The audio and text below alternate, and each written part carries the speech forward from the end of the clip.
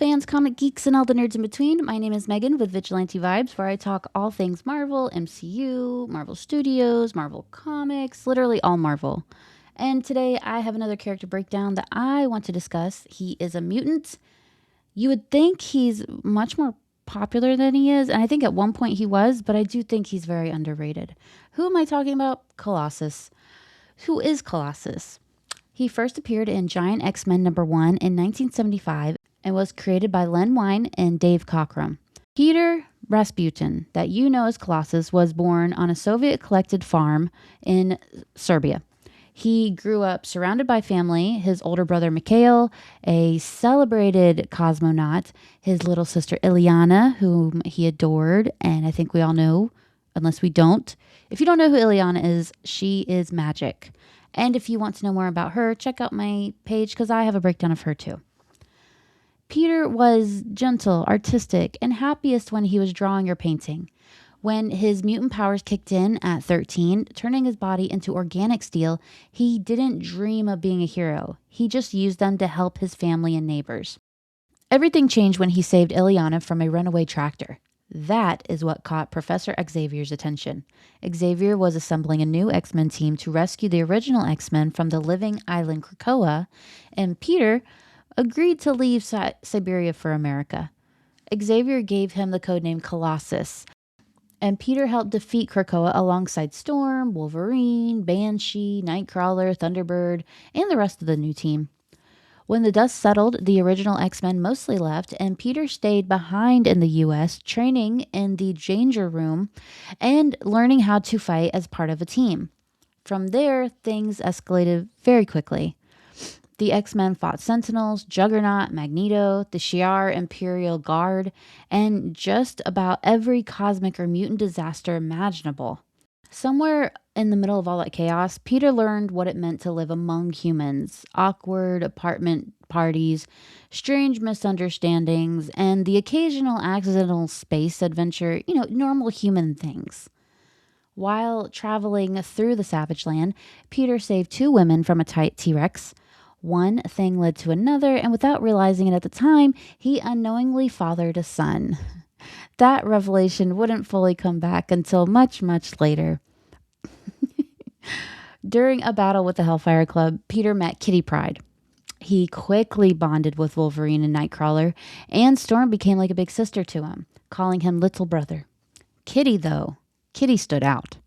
They were both shy, awkward, and emotionally sincere, and they gravitated toward each other almost immediately. Family remained Peter's anchor, which made things worse when villains targeted it. Arcade kidnapped Ileana, brainwashed Peter into becoming the proletarian, and forced him to fight the X-Men. Once freed, Ileana came to live with Peter at Xavier's school. Soon after, she was abducted again, this time by the demon Belasco, and trapped in limbo. Time worked differently there, so while only days passed on Earth, Ileana spent years in hell, and returned as a teenager with dark magic powers. Peter never stopped blaming himself, but it's okay, because she came out really cool. Really cool. Colossus struggled with violence despite being built for it. When he fought Proteus, he nearly killed him to save Myra McTaggart, and it haunted him. The inner conflict followed him for years. Peter and Kitty grew closer after surviving brood attacks and cosmic disasters, eventually becoming a couple. During the Secret Wars, though, Peter fell for someone else, the healer Zaji, and realized his feelings for Kitty weren't as clear as he thought. He broke things off, deeply hurting both of them. Things spiraled. Peter drank, fought Juggernaut in a bar, learned Ileana had become the sorceress magic, and barely survived reality-ending threats like Kulan Goth. Mojo de-aged the X-Men. Then came the Morlock Massacre, where Peter snapped and killed Riptide in rage, something that shook him to his core. The injuries left him temporarily paralyzed, and he retreated to Muir Island to recover, painting as therapy, of course. Eventually, prophecy and disaster dragged him back. In Dallas, the X-Men sacrificed themselves to stop the adversary, only to be resurrected by the cosmic guardian Roma. The world thought they were dead, so the team went underground and later resurfaced in Australia. There, Peter faced another nightmare, Limbo again. He saw Ileana transformed into the demonic Dark Child.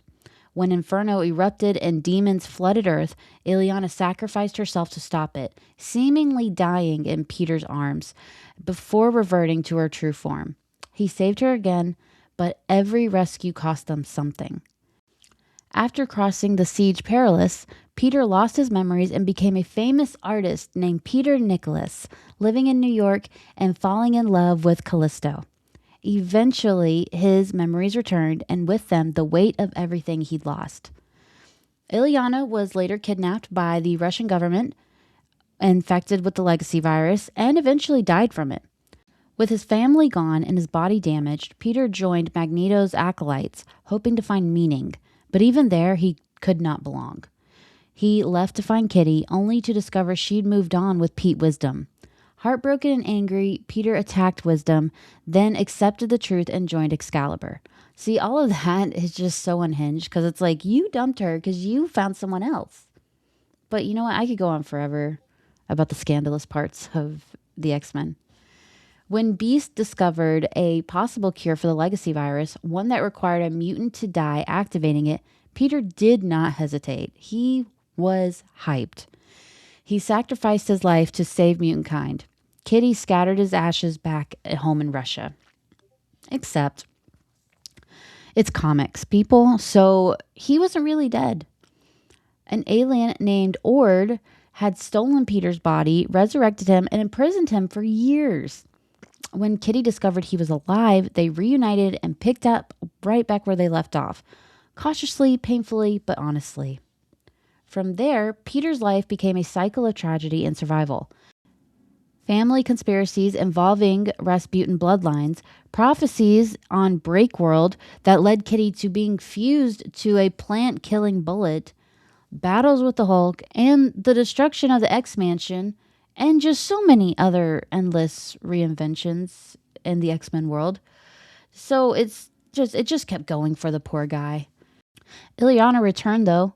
Changed. She was unstable. She was dangerous. But Peter became very overprotective of her. When the serpent threatened Earth, Peter sacrificed himself again, this time by becoming the Juggernaut and taking Sidorak's curse to save his sister. The power nearly destroyed him, though. Which, he just keeps sacrificing himself. I don't think he minded that much. Then came the Phoenix Five. Peter briefly helped reshape the world, feeding the hungry, ending wars, before it all collapsed. His relationship with Kitty finally broke for good when he admitted that he wasn't safe to be around anyone. Magic ultimately betrayed him in the cruelest way imaginable by deliberately manipulating him into damnation to prove she wasn't worthy of his love. When she finally freed him, Peter swore to kill her if they ever met again. So the tides have changed. Broken, he vanished, hiding, painting, grieving, until Cable dragged him back into conflict. And that didn't end well either, so... Eventually, Peter returned to the X-Men, survived reality rewrites, apocalypse, that's a big one, mutant plagues, and global wars. He nearly married Kitty until she walked away at the altar, realizing love was not enough to fix decades of trauma. And we stan a strong queen. On Krakoa, Peter tried to live quietly, farming and painting in the Savage Land. He even found love again, until his brother Mikhail enslaved his mind and turned him into a traitor, forcing him to murder the woman he loved. After years under mind control, Peter finally broke free, killed Mikhail, which is his brother, and helped save X-Force. Exhausted and done with symbols, he eventually abandoned the Colossus name altogether. After the fall of Krakoa, Peter reinvented himself one last time, operating secretly as Tank, hiding his identity and sealing the reality fractures, and fighting not as a symbol, but as a man who had lost too much to ever be naive again. So, through it all, War, gods, demons, love, death, rebirth. Peter Rasputin remained the same at his core, a gentle artist who never wanted to hurt anyone. He was trapped in a world that constantly demanded he do exactly that, though. So that is Peter Rasputin. That is Colossus. If you're not familiar with him, you're probably more familiar with him in the movies, like the Deadpool movies and all that. And you don't realize his life is actually really, really tragic, really devastating. But he still stays the kind, gentle souled artist he is through and through. So I think, I don't, I think he as a character is underrated, but I think his story and his personality is much more overrated than who he is, than his name, if that makes sense. It probably doesn't make sense. I'm really tired. I'm like really tired. So sorry. But as usual, I have comics for you to check out so you can get to know Colossus even better.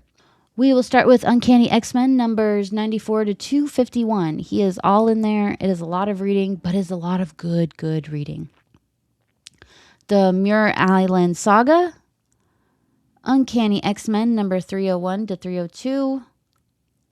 Fatal Attractions, Age of Apocalypse, Generation Next, Omega.